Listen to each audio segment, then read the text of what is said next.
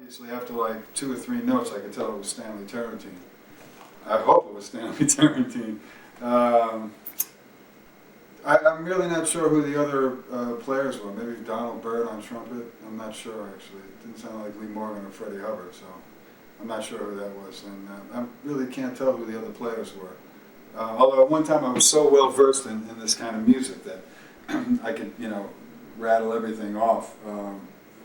The thing that impresses me about Stanley Turrentine, as I was listening to it, I was kind of reflecting upon it, is, here's a guy that, is a very traditional player with a very unique and identifiable sound, who plays kind of really blues-oriented kind of tenor, very kind of almost really verbatim blues licks, but manages to make it sound modern, which is something I always loved about his playing, and just his tone is so soulful. And every time I hear it, I get a warm feeling in my heart, Yeah. So, the tune reminded me, reminded me of like a Horace Silver kind of a tune, that little bit of that kind of a feel. Every time I hear Stanley, I love it. He's been, believe it or not, one of my big inspirations throughout my playing. Really? Yeah, it really has. His way of playing time, his feeling for the music, his phrasing is killer. I've always loved his playing, and he's one of the first tenor players I ever heard, actually. Really? When I was very young, yeah. So I guess I was really fortunate to be turned on to some really good players at a young age. This sounds like something from the mid '60s, Blue Note period.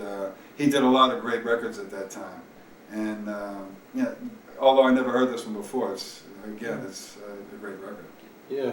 Yeah, when I think of him, I think of someone who plays with a lot of, he's like a model of economy with his playing.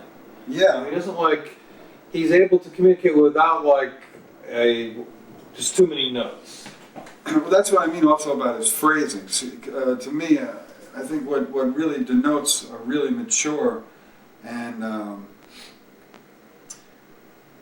kind of a high level of a player or musician is somebody who can phrase in an almost vocal manner. And to me, that's something that Stanley is always able to do. His stuff, it's like kind of stuff you can sing. It's simple and it's economical, but it had, within the simplicity of his playing, there's great musicianship. Yeah. I feel. So, Yeah. that's always my feeling about his playing. And I used to listen, I have a lot of his records, Well, you don't have this one. Yeah, I don't have this one. Oh, it is a Horace Silver record. Oh shit, I didn't get a Horace Silver. Oh well. Serenade to a Soul Sister. Go figure. Oh wow, I should have known this one, right? Well, you picked out the period. Yeah, I'm not embarrassed by that. How long did you play with Horace? 3 years. Was that? It sounded like Horace, and it didn't sound like Horace, Huh. Because it didn't have a lot of his trademark grumbles and shit, Mm-hmm. Well, hey man, it's 30 years later, so. Yeah. But that stuff still sounds fresh. Yeah, yeah. Well, the thing that gets me is there's a lot of young players who are really, model themselves after this type of music, and a lot of the time it doesn't sound as fresh as the stuff did 40 years ago, or whatever this is. That's because the times are different. 68, wow. It's 30 years ago. Just think, man. Just think about what Coltrane was playing in 65. I'll tell you, it kills me, I'm into this thing of late Coltrane. I get into this because Liebman made this record called Meditations. You know about this? I haven't heard the record, but I know he performed it. Yeah. And it really got me to go back and listen to the music after that, late Coltrane. And it's just. That's one of my favorite records, Meditations. Meditations. Are you familiar with the record? Oh yeah, of course. Man, that is one of my favorites. Come on. In fact, somebody just laid this thing live at Antibes. Did you ever hear that one? Oh yeah. That's pretty happening too, man. So let's go with track number 2 here. So you have this? Yeah, I was actually recently at Heathrow Airport and I saw it, and I actually I was with Adam Nussbaum and we were looking at it, and we were just joking about it, because we kind of heard this kind of stuff when we were growing up, I guess because I grew up in an Italian working class neighborhood in Brooklyn. I'd hear this kind of music, and I'd hear a lot of Frank Sinatra, and well, I mean, it's funny because, I mean, a lot of people would totally dismiss this as being amazingly camp or, corny shit, whatever, but, being that I just bought it, I knew who was on it, and growing up listening to the kind of entertaining Italian music that I heard, I heard Louis Prima quite a bit when I was a kid. And I always, I think, when you're young, when you're really young, because I heard it when I was really young, it doesn't register, who's playing or what, what the music is particularly. It's just like, what does it feel like to you, And I mean, probably, people will think I'm nuts if I say this kind of stuff, but I mean, Sam Butero, who's a saxophone player in this band, had a lot of soul, and swung and came from that swing era. And I think, if you have an open mind, you can kind of get what his playing was about. Of course they were having a lot of fun. Some people would call it clowning, clown music or whatever. I mean, whatever you want to call it. But the guy, man, good saxophone player, big sound, swinging, coming out of, the big band type of playing that went on previous to it. And I think it's good playing. I don't have anything against it. I mean, it's not my taste. I mean, obviously, my taste goes other places. But it's a funny thing that you should play that. Huh. How do you like that? I don't think you'd play that for everybody, would you? Only a select few.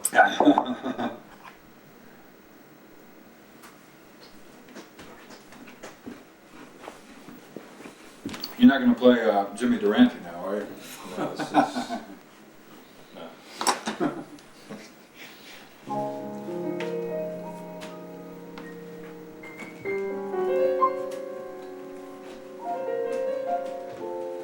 Tell you one thing, but on them old records, man, they knew really how to record the shit to sound live.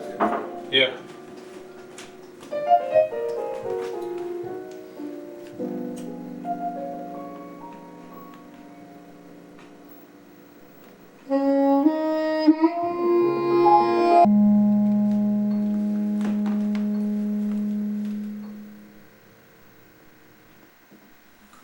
So you said it sounds like an Ellington tune?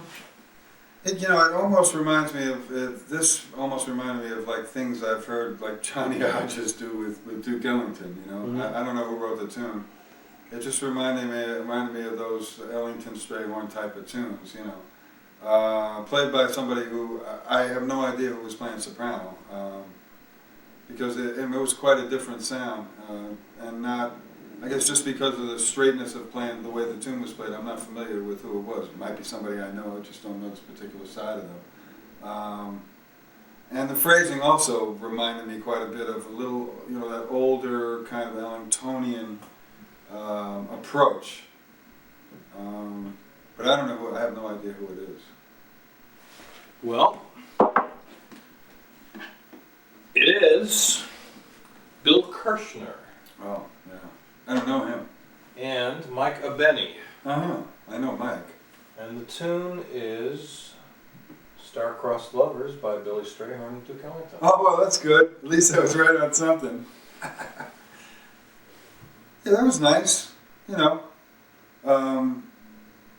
Like I say, a real straight interpretation and very, not real, particularly real adventurous, but that's nice too sometimes, Yeah. It's nice when somebody just plays a straight melody, and some of the greatest things I've heard are done that way. A different kind of sound on soprano. I don't know this guy. He's a musician, arranger. Uh-huh. He writes also as a writer, researcher. Nice accompanying too by a band. It really in that mold, but really coming out of the Ellington type, Ellingtonia vibe, Do you play any of Ellington's tunes? Yeah, I mean once in a while I'll play a Sentimental Mood. That's his tune, right? Yeah. And with Chick, we used to play. What is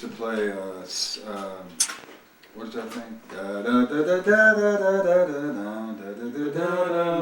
Sophisticated Lady. Yeah. I think with Cedar we used to play a couple of Ellington tunes. But I haven't played a lot of his tunes. Come Sunday we used to play once in a while, which is a nice one. Uh-huh. I love his music. I mean, I'm also a big Count Basie fan, so. Yeah. Which is the other spectrum, you know. Yeah. I love the swinging part of that, you know. Yeah, the Basie band was unbelievable. Okay. Next on the hit parade here.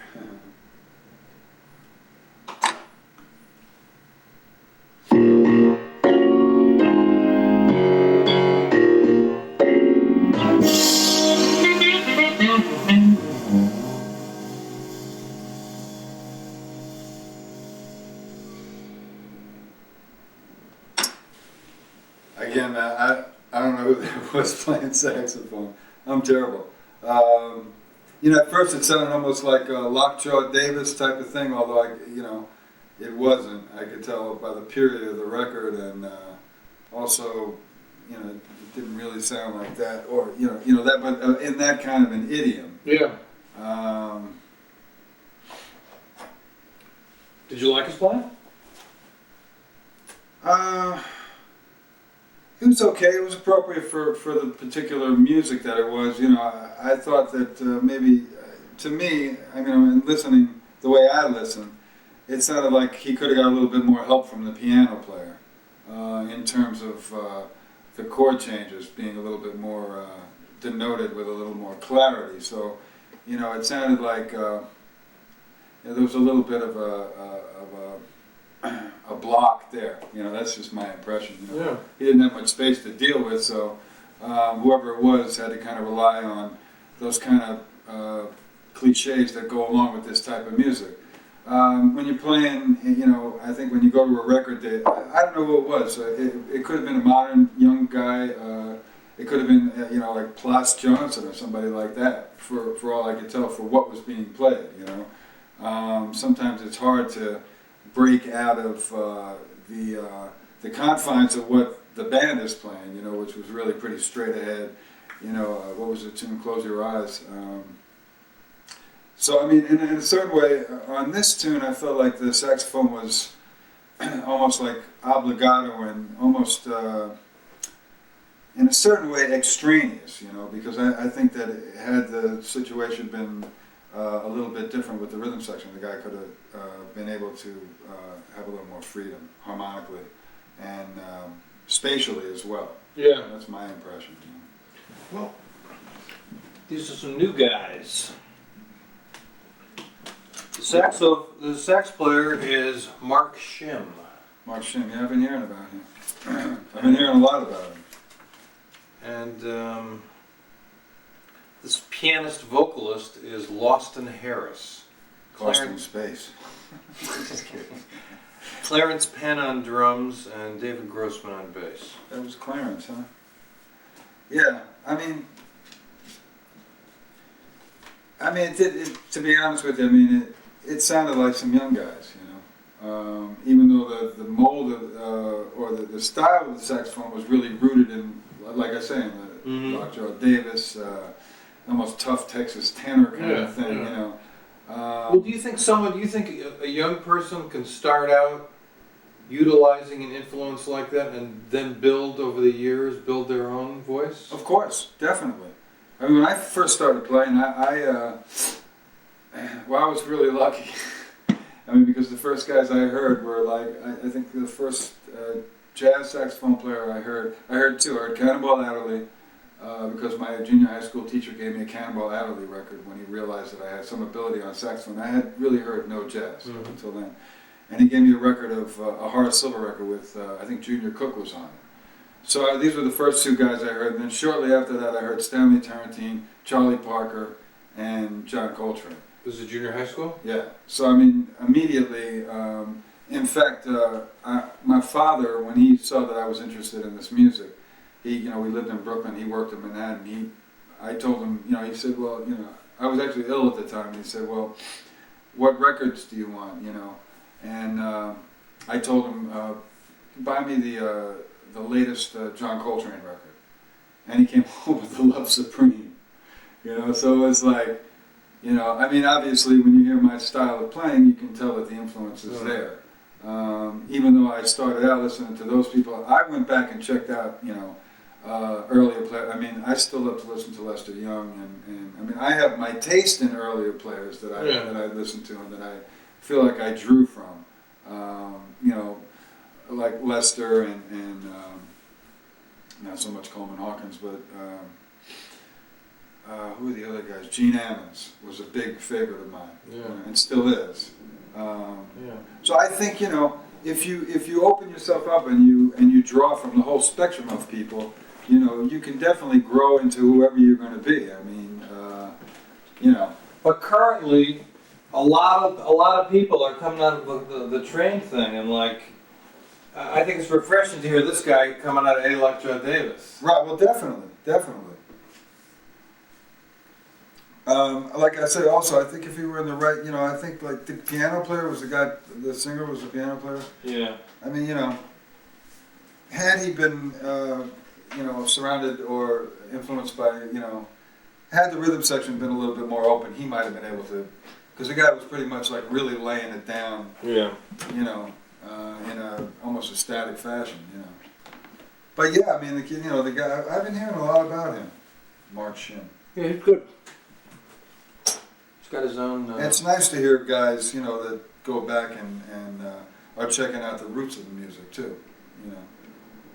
I mean, that's why I always dug listening to Stanley. I guess, you know, to me that's my going back, you know, because I mean, I guess like Eddie Lockjaw Davis. I mean, I love to hear him play, but stylistically, I feel much more drawn to somebody like Stanley. You know, although Stanley was a younger guy and probably got a lot from listening to Lockjaw, you know. Yeah. There's such a great history and legacy of tenor saxophone. I mean, it amazes me. You know, it's one of the things I think that keeps me going. You know, is that there are so many people around that play so many different ways, and there are so many influences to draw from. You know, I mean, to me, that's like, if I ever feel bored or depressed, man, I'll just like listen to somebody else, and you know, draw some new inspiration. Well, let's.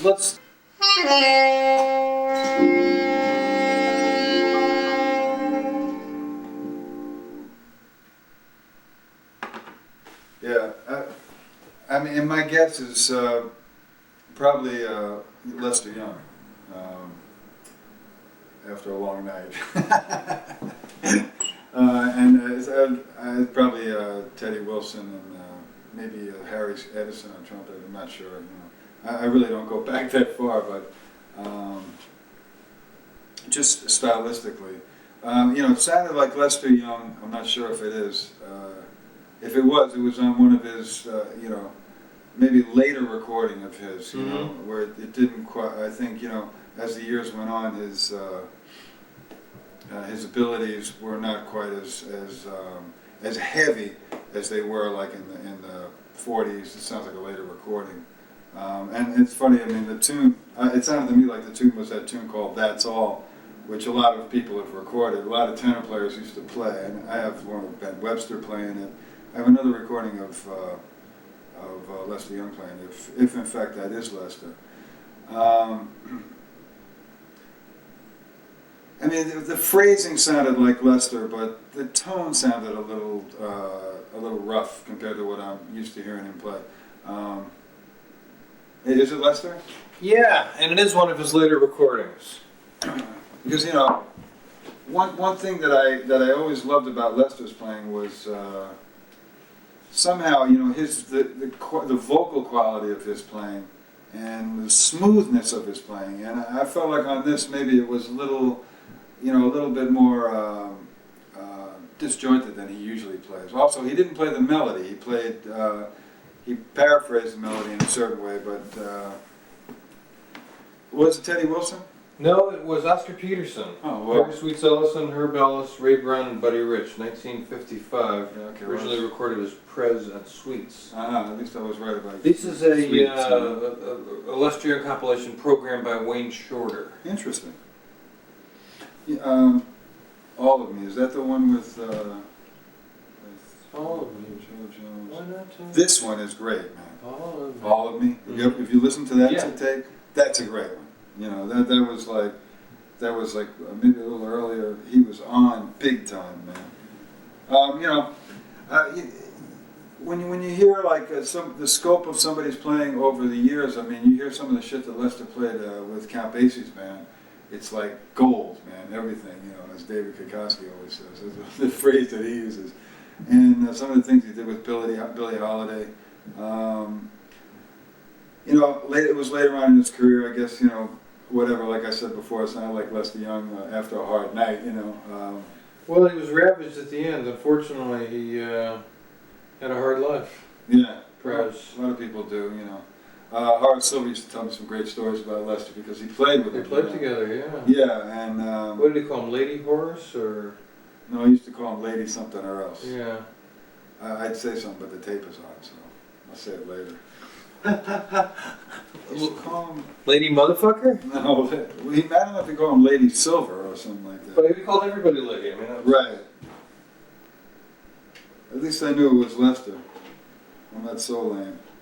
Yeah, I wouldn't worry about identifying... You want to know something? Yeah. There's a thing of Lester Young that I've never heard. I heard it on the radio, and I've never seen it on record. Lover Come Back to Me. The greatest Lester Young I've ever heard. A live recording of Lover Come Back to Me. And I can't find it. Same thing with the Charlie Parker, a live version of Berg playing Autumn in New York. I can't find the fucking thing. I gotta go out and have a couple of puffs. Can I do that? Absolutely. I hope I'm doing okay with You're it. doing excellent. I will edit this down. You will seem like a fucking genius. Some bebop. Is that on? Okay. Yeah, some bebop. Yeah, I don't know who that was at all. Actually, none of the musicians. We'll start with the tenor player. Yeah, I don't know who that was either. It sounded like somebody, the musicians, the arrangement, trying to do something a little bit different with Wouldn't You. To me, it sounded a little bit,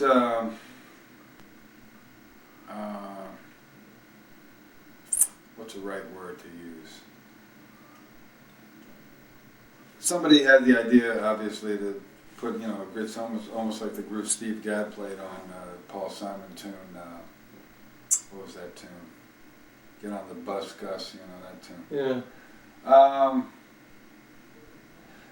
Whoever was playing saxophone, sounded competent. I don't know, the arrangement itself didn't really, kill me just because it just seemed a little bit contrived, that's my impression. Whoever was playing, could play the instrument, but I don't know, it kind of just left me a little bit, it left me a little flat, left me a little bit wanting a little bit more, I guess, in terms of the band digging in and getting a vibe, it sounded like a recording date where somebody had an idea to do this. It sounded like guys got together. I don't know if it was a working band. There's not that much I can say about this, actually. Okay. You've said enough. Now it will be revealed. Yul Brynner will bring it down from heaven with Charlton Heston. Red Rodney. Really? Chris Potter. Well, that was Chris Potter. Gary Dial, Jay Anderson, Jimmy Madison. I usually love Chris's playing, This was very early Chris Potter. Yeah, okay. Sounded like a young saxophone player.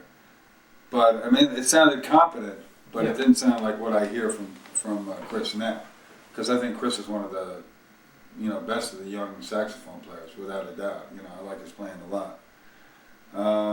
Red Rodney, sometimes, when you get an older bebopper trying to do something new with the music, sometimes it sounds a little bit tentative, or, who was playing drums? Jimmy Madison. Oh, Jimmy Madison. It sounded good. It just didn't. It didn't really strike me as anything particularly outstanding. You know, that was my impression of it. But I mean, also, I mean, I realized if it was Chris at an early age, I mean, the guy's so talented, man. I mean, you know that you could already hear that, you know, some personality in there. Yeah. Is that what makes for individual voice a personality? Some personality, yeah. I think people always use the word derivative when describing young players, especially. You know, and I think that any player that has a respect for the tradition of the music and is trying to portray the music and take the music to another level has to at one point be somewhat derivative. I mean, everybody has been. I mean, if you hear really early Coltrane, it sounds a bit like Dexter Gordon.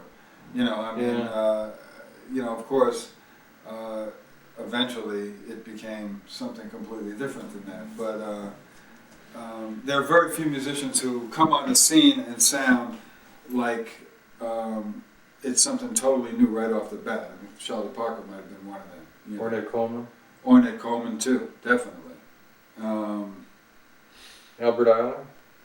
Yeah, Albert Ayler, yeah. I haven't heard Albert Ayler for a while. I used to love that record, Ghosts. Was that the one? Yeah. I mean, I grew up in that era. That was a different era, man. Jesus. I mean, today, who would come out to see that shit? You know, I mean, it's such a different world now. Yeah, and also, as I said before, I mean, now you get a lot of the younger musicians portraying or taking their inspiration from some of the older music, which is great. Sometimes I feel like it's becomes like almost like a rehashing of that, you know. Particularly the Blue Note years were such an important era in the music. I mean, the Blue Note years being, I mean, we always think of the mid '60s, late '50s, mid '60s, Prestige, Blue Note. Yeah, I know. In the '60s, man, people were really like reaching for new things, you know, straight out of the gate. Yeah. But I think it was a climate of the times. Absolutely. I don't think I mean, there's some great music being played today, but I don't really think there's any great art being created during these times. Yeah. I think there's a lot of sheep and very few shepherds. Right. I see the culture as being fucked up. Yeah. I mean, and I'll tell you, I mean, daytime TV, the most popular program, Jerry Springer. Well, that's scary. What is Jerry Springer about? It's about people beating up on each other. Yeah. It's about the lowest form of humanity. I mean, something really low on the food chain. And that's what people gravitate towards, man. Yeah, but the question I always ask myself is, why do they gravitate towards that? Whose fault is it? Is it the media's fault? Is it the public's fault? Or is the public a pawn of the media? You know, does the public... You know, in other words, I think if people are given a very limited range of things to view or to hear or to read, what are they going to go for? You know, I always felt like, and I tell this to my kids too sometimes, is, you know, I always feel music, the purpose of music, one of the purposes of music is, obviously, it's entertainment. I mean, it always has been that way. But I think that the purpose of great music is to elevate one's spirit and elevate one's consciousness, you know. And I think that asks a lot more of the listener. And, you know, not everybody, I don't think everybody is willing to put themselves out on that limb and search within themselves to equal to find the inspiration within themselves to get the message of what like really inspired art is about. You know, I mean, I think, you know, when I first started listening to music, I mean, it was a great period. And when I heard people like Coltrane or Miles play at that time, it was such made such an incredible impact on me because of what those people were doing with the music. Yeah, it was unbelievable to be alive at that time, man. And also, I found, the music was part of the times. I mean, when we came up in the '60s, man, late '60s, like there was something electric in the air, man. It seemed like a tidal wave of change. I mean, it ended up, unfortunately, not being so positive in a lot of ways. Yeah, but that's, I think, always a byproduct of any kind but of revolution. Overall, I think a lot, there was a lot of positive stuff happening then. There was a certain thing in the air. I know that you have a certain amount of time. I want to do the second part of this thing. The before and after is now done. You listen to the tracks. Now we're going to go into the other room. I'm going to show you this internet thing and what I want you to do for that. So, what's the first one that comes to mind? Oh, first one that comes to mind, I guess, John Coltrane Quartet. The record called John Coltrane Quartet Plays, that record, which is it's the one that has there are 2 tracks on there that are incredibly influential to me and just like great versions of Coltrane's band playing, which is Chim Chim Cheree and a tune called Brasilia. So just talk now. Yeah, Chim Chim Cheree's a soprano sax. Soprano sax, 3/4. It's kind of like followed in the mold that he started with My Favorite Things, but just take it and just take it to its like highest degree. That to me is just a great version of like the epitome of where jazz kind of went in the '60s and where Coltrane's music. I think when Coltrane's music reached its real maturity. Just because it's a modal tune that basically has no boundaries, no harmonic boundaries. So it's in a key. I think it's in D minor or something. But rhythmically and harmonically, the band is just in such incredible sync. To me, it's one of the greatest versions of his soprano playing at that time. And the other tune on that record that I really love is this tune called Brasilia, which he actually recorded. I just got this Village Vanguard box set, and there's a version of Brasilia on there from 1961 or 62. And then they re-recorded it. I think this record was recorded in '65, which is one of my favorite periods of Train. And it's, to me, that tune is one of the breaches, or one of the fusions of when Coltrane was playing music that was in time and swinging and 4/4, and to where he went from that to playing free music, because that tune contains it all. And it starts off free, it goes into a time thing. McCoy Tyner plays a solo in time. Coltrane comes back in, playing in time. But somewhere towards the second half of Coltrane's second solo, it's funny because I play that for people. You can hear the time through the whole thing, but Elvin is no longer playing Tang Tanga Tang. They're just superimposing phrases upon phrases, and it builds and builds and builds. It doesn't sound like there's any time there, but if you really listen, there is time there. And then when they come out of it and they come back into the time thing, to me it's one of the greatest things on record. So I mean that record is a real standout for me. Yeah. You mentioned before that like your dad, you were sick and your dad said, "What do you want?" And you did the newest John Coltrane record and he brought home A Love Supreme. Yeah. Were your ears ready for that? I mean, when you first heard that, how old were you at that point? I was 13 or 14. Were my ears ready for it? I had been listening previous to that. I think the only Coltrane record I had was, because it was in my earliest days, and I had just heard about this guy named John Coltrane, and my father had brought home, because he didn't know anything about jazz, so he worked in Manhattan, and he would stop in a jazz record store and pick up records for me. What did your dad do? He was in the textile business in Manhattan. And the first record he got me for Christmas was a record called Settin' the Pace, which was one of the Prestige records, which to me is still one of the greatest records Train ever recorded. Of that period, I think it's the best. It has Little Melanie on it, and Rise and Shine, and I forget what other tunes are on there. I See Your Face Before Me. It's such a great version of Coltrane's progression at that time. Yeah. It's just great, you know. Let's move on to the second one. Second record, let's see, what's something I listened to? I've been listening to. Bella Bartok. Violin Concerto. Is that are you a Bartok fan or that particular piece? I'm a big Bartok fan, but that to me is one of his one of his greatest works. It's one of his least. It's one of his more out works, but still is very rooted in tonality, much more than some of his violin sonatas and some of the other things that he did. That's a piece that I was introduced to years ago. I just bought it by chance because I love violin concertos, and I really am a big fan of classical music.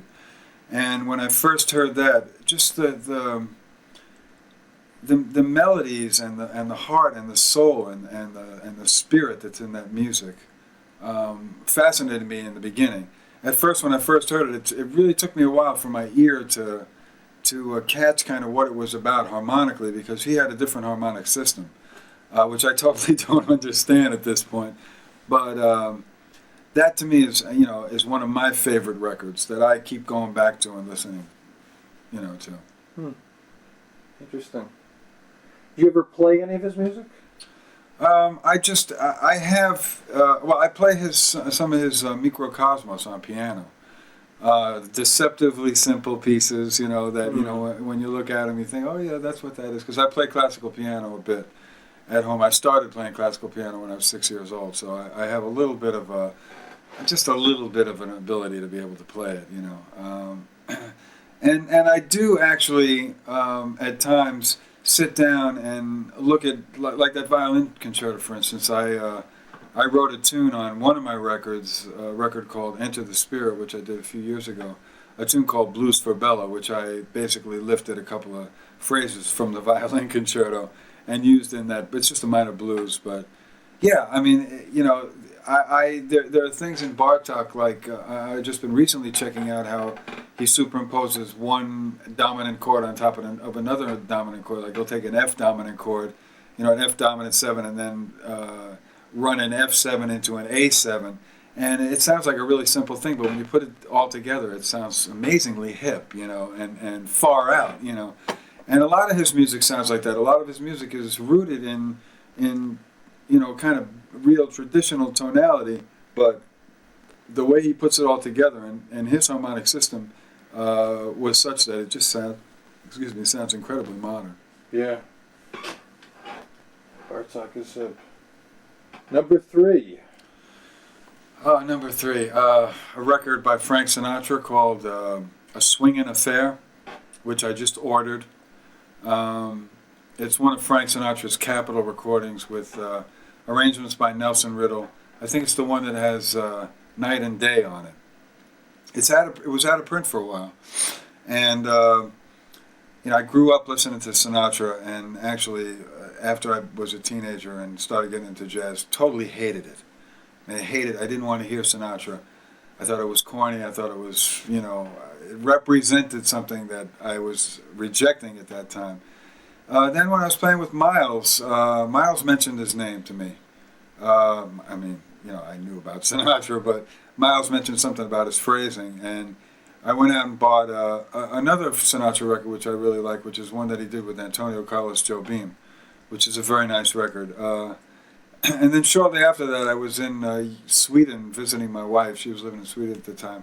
And somebody had reissued all those Capitol records, and I picked up this record, A Swingin' Affair, just by chance. I bought about 5 or 6 Sinatra records. And that one really still stands out to me as to be one of his best records. I'm a big Sinatra fan. I love his singing. I think, to me, like a lot of the time when I want to play a new standard and I want to check out like the original version with the lyrics and all that stuff, I'll listen to Sinatra do it, because I think sometimes his versions are some of the purest versions of those tunes. That's one of my favorite records. I love that record. It's just swinging, the great arrangements. I mean, Nelson Riddle's arrangements were great. They're sparse. They're not gaudy or showy. They're like real slick with bass clarinets, and they're kind of quiet and subdued, and they let Frank do his thing, Yeah. Let me think of another one. Shit. It's hard to think of records off the top of my head. I've been listening to, I just did a big thing about Sinatra. I got a big article, like a tribute to Sinatra, where I talked to 20 different people about him. It's going to be in Jazz Times. And also, one of my clients publishes magazines after people pass. Like a week after somebody dies, the life of. Right. Like I did for him, I did Princess Diana. And then he called me in November and he said, when Sinatra was first sick, he said, we need a Frank Sinatra thing. We need it in a week. So I wrote like a whole magazine about Frank Sinatra in a week. And then after I did the Pope.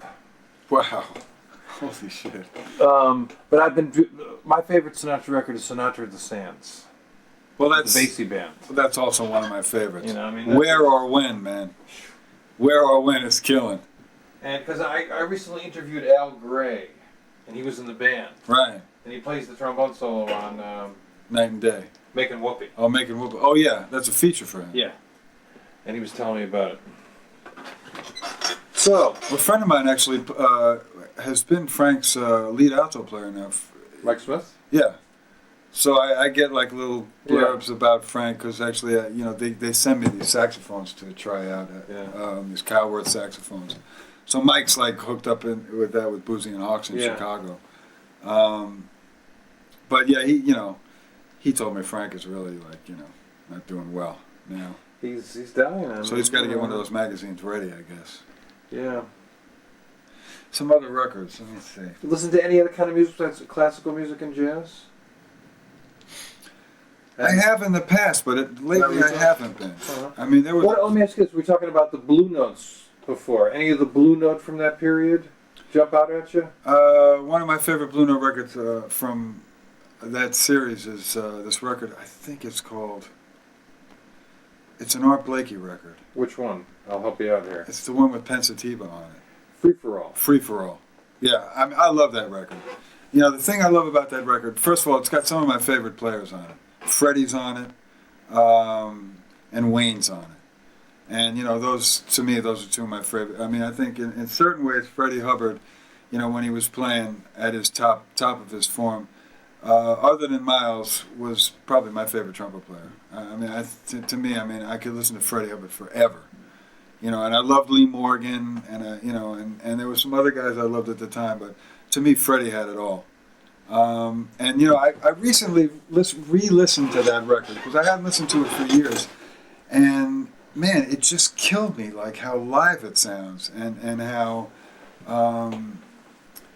exciting that record is. That's a fucking exciting record, man. I mean, so the Blue Note period. I mean, there's so many records that I love from that time, but that record to me has a different sound than the other Blue Note records. It's like it sounds like a live gig, and it was in the studio. So I mean, to me, that maybe is a standout for those Blue Note records. Wayne is unbelievable on that record, man. Oh, Wayne sounds great. And another one of my, when you talk about those old label records, the records that you identify with labels, is a record, Miles Davis record called "Cookin'," which I don't know if you know that one.